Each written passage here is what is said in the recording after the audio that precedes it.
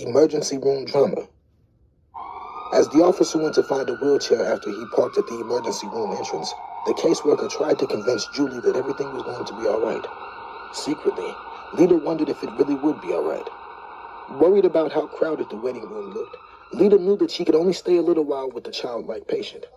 Mobile Crisis Dispatch had already told her that she was needed on a bridge for another client who was contemplating the unthinkable. Although she loved her job as a mental health caseworker, she wished she had more time with her individual clients. Knowing that Julie would be overwhelmed by the crowded waiting room, she asked for a blanket to put over the young lady's hands before everyone saw the handcuffs. Unfortunately, it was too late. Bored, sick, and angry patients and visitors in the waiting room had already seen the strange young lady in cuffs. As all eyes turned towards Julie, she tried to hide her face with the blanket. Then, overwhelmed and paranoid, Julie cried out, "I didn't do anything! I didn't do anything!" As Officer Leon explained the story to the triage nurse, Julie's caseworker tried to stay close by the girl's side while she still had a few minutes with her. "Okay, we've got it from here," announced the experienced triage nurse as she wheeled the young lady into the quiet room to get her blood pressure. "Thanks a lot, Officer Leon. You can take off the handcuffs now," explained the triage nurse, Kylina. "Yeah, thanks. I've got it from here," offered the hospital security Marcos.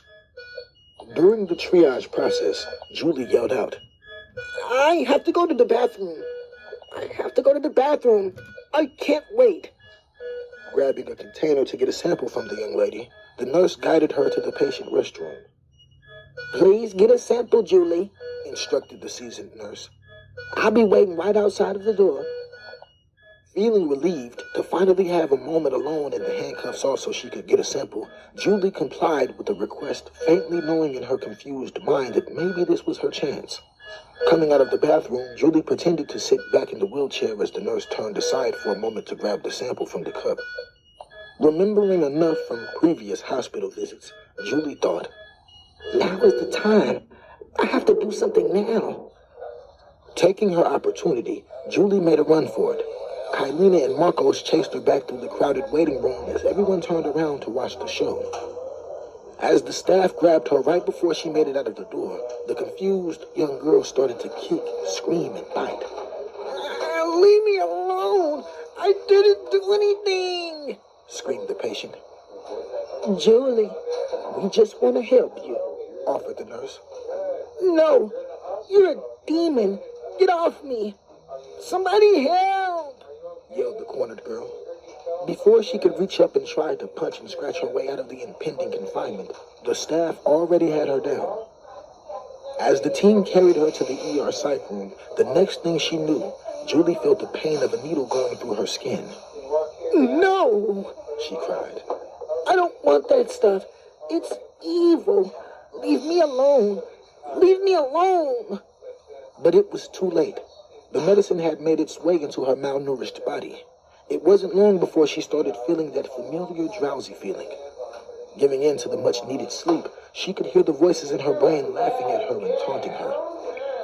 Justin, the emergency room technician assigned to watch her, talked with Julie's nurse about the test results from the sample. "Well, at least her drug screen was negative," said Nurse Kylina. "But I wish I could say that for her pregnancy test." "What? No way," replied the shocked ER technician. Hours later, when a bed finally opened on the psychiatric unit, Kylina called to report to Nurse Angela, who worked at the hospital psychiatric unit, which was located on the 5th floor of the bustling inner-city hospital. Hearing the news about her regular patient, Julie, Angela's heart dropped in sadness as she heard about the positive pregnancy test.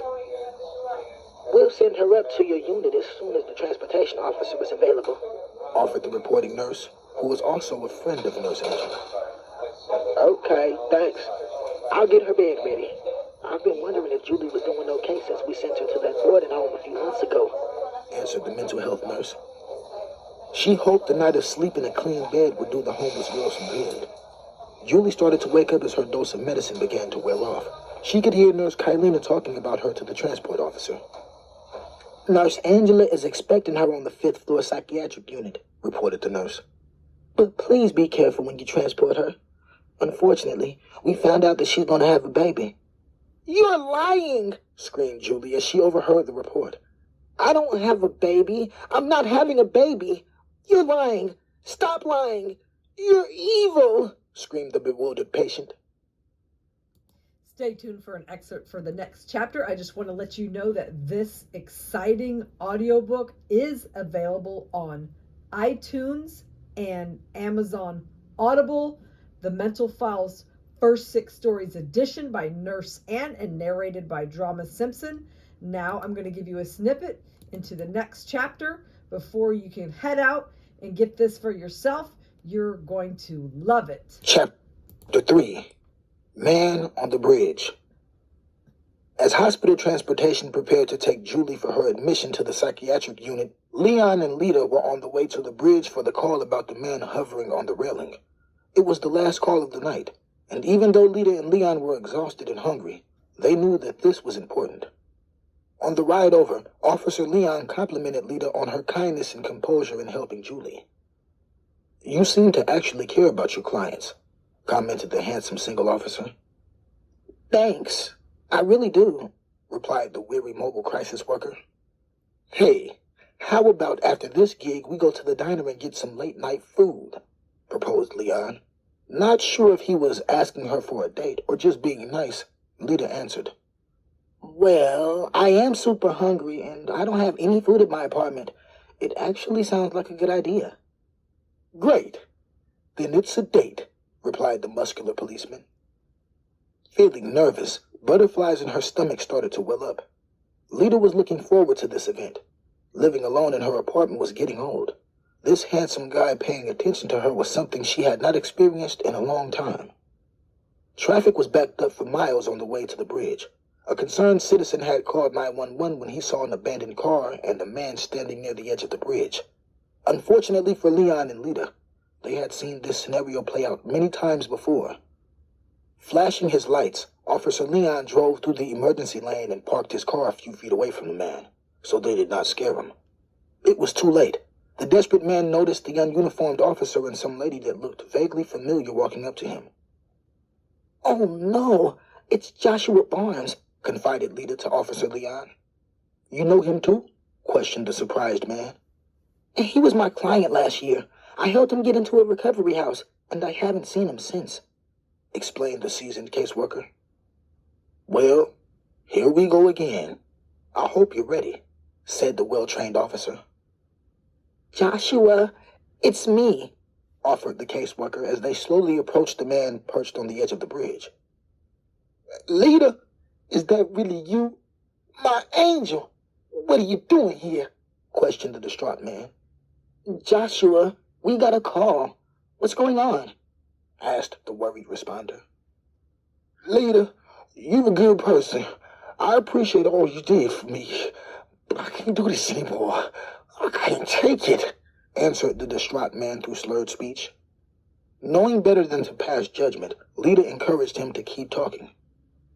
"Joshua, whatever is going on, I just want to help you," offered the compassionate lady. "Oh, Lita, I tried.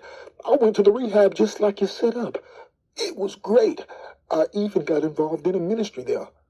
My wife and kids and me started going to church. I was sober for a whole year." "That's great," encouraged Lita. "Yeah, so great," answered the intoxicated man with a touch of sarcasm. "But you know, my job, it's too much pressure, Lita, and the guys are always going out drinking, so it seems like they don't want me to be sober." "Is that what happened, Joshua? You started drinking again?" questioned the concerned mobile crisis worker. "Lita, a man can only take so much, and now my wife is going to leave me and take the kids," replied the overwhelmed Joshua as he inched closer to the rail. "Hey, please come towards me. You made it through recovery before, Josh. I can help you do it again," pleaded Lita. "Please don't give up. The way you describe your family, I think you can work it out. Your wife loves you and your kids adore you. Don't leave them like this." "Lita, I appreciate all you've done, Tell my family I love them. But I gotta go. I'm just gonna keep causing more and more problems for them," finalized Joshua. Officer Leon started to tense up and whispered to the negotiator, "Do you want me to grab him?" Nervous with the prospect of losing her former client to the crashing waves below, Lita tried one more time. "Josh, please just listen. When you were at rehab, I was praying for you. It sounds like you did a good job getting through it all. Please, you can do this again. I will help you. I will be there for you." When the kind words struck Josh in the heart like an arrow, he started to cry. As the overwhelmed man sobbed, he slid to the ground. That's when Officer Leon and the caseworker moved closer. Sitting down beside the suicidal man, Lita offered him a hug. Officer Leon held onto his other arm in case he changed his mind again. Join the adventure, advocacy, awareness, and action, and you will have to buckle up for this compelling ride filled with action, suspense, danger, romance, faith, and inspiration. Get an inside look right along with these frontline workers as they rescue those in crisis of mental, physical, and spiritual. And it is available on Audible and iTunes. And please leave a review to support your favorite nurse and new indie author. Have a blessed day.